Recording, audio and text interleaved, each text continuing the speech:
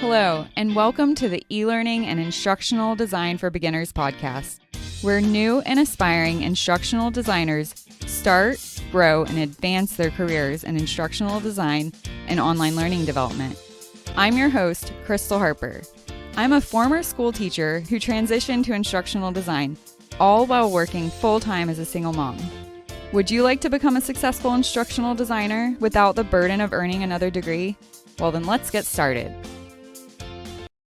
Minimum information as listed on this screen should be included in your portfolio.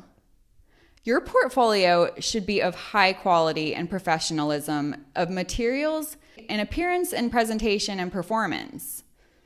Your portfolio should reflect what you've learned over time.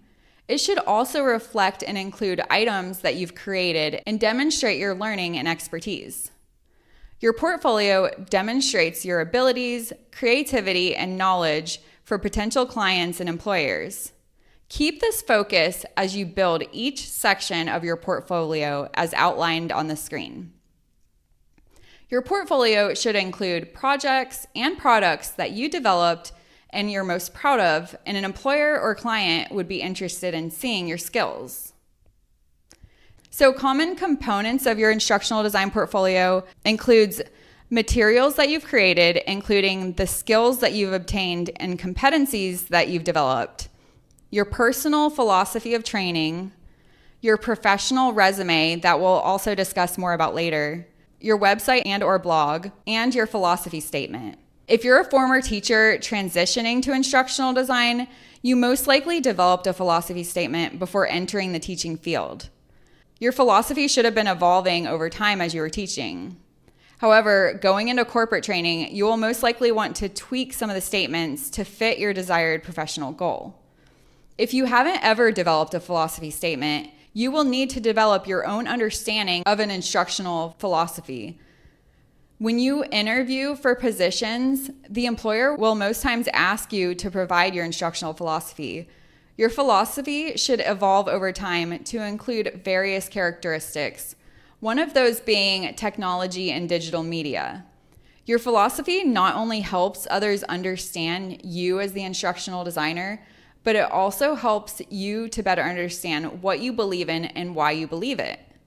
In turn, this helps you reflect on your practice.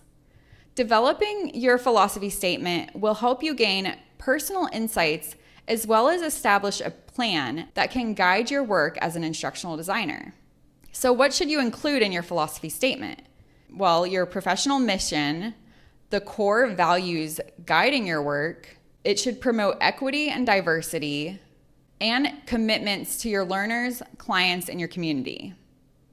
Your philosophy should always be a part of your instructional design portfolio.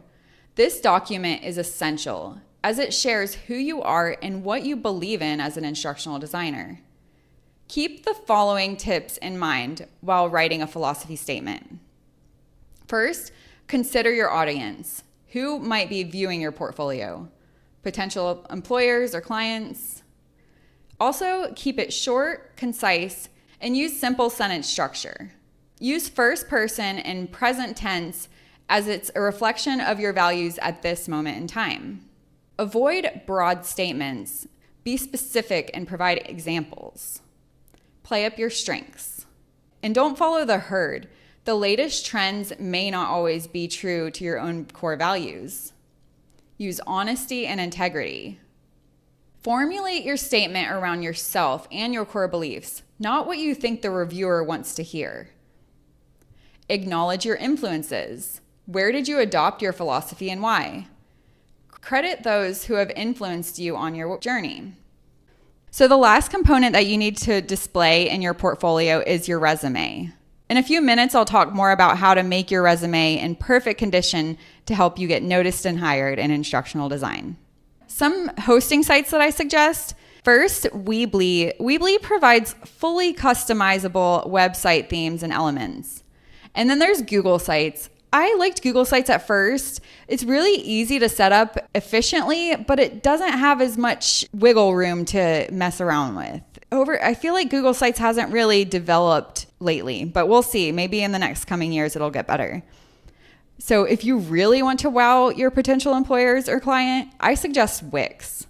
It might cost you a little more money, but I think it's totally worth it. Wix allows for much more customization and provides templates that's specifically for portfolios. So remember, you will succeed faster if you build a portfolio following the steps. This is not just theory. It's backed up by statistics of which potential instructional designers succeed in getting hired and which ones fail. I've seen it over and over with my mastermind members in the eLearning and Instructional Design for Beginners Mastermind. When you apply the tips provided, success happens. So you may be wondering, how do I create all the components that you're telling me about? How do I create projects if I don't have any experience? Well, first you have to follow a plan. The eLearning and Instructional Design for Beginners Mastermind will guide you through the process. Don't try and invent the wheel. I've worked on hundreds of instructional design projects for a variety of companies, and I've helped hundreds of other people who are new to the field be successful in my program. Get the plan and follow it. And if you ever run into a decision that doesn't quite fit the plan, depending on where you're at in your instructional design journey, you can use the eLearning and Instructional Design for Beginners Mastermind.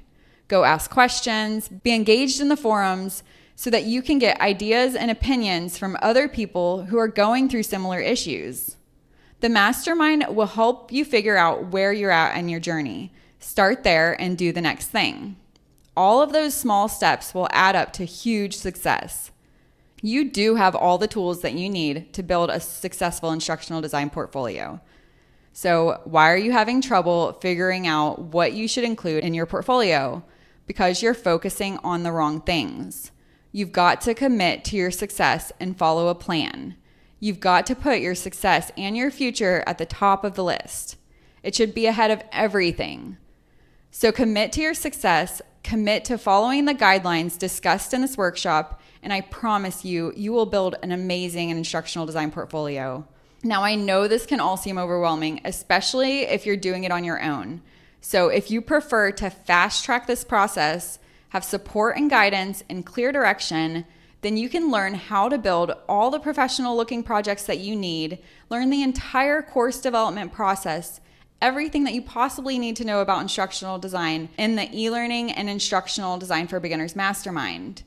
The Mastermind is the ideal solution for those who want industry knowledge and real-world application know-how, but aren't looking to spend a lot of time or money in earning another degree.